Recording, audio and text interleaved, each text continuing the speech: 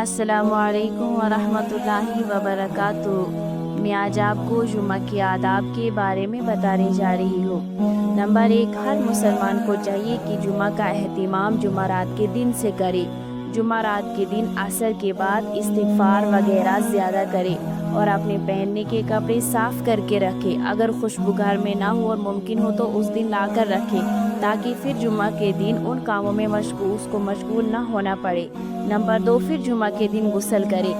سر کے بالوں کو، بدن کو پاک صاف کرے۔ مسواک کرنا بھی اس دن بہت فضیلت رکھتا ہے۔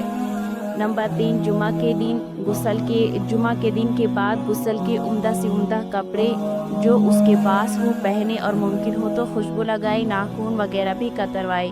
نمبر 4، جامع مسجد میں بہت سویرے جائے۔ جو شخص جتنے سویرے جائے گا اسی قدر اس کو زیادہ ثواب ملے گا۔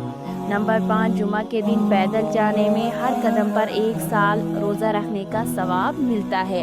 نمبر 6، جمعہ کے دن خواہ نماز سے پہلے یا پیچھے سورہ کہف پڑھنے میں بہت ثواب ہے۔ ایسی اور ویڈیوز دیکھنے کے لیے ہمارے چینل کو سبسکرائب اور لائک کریں۔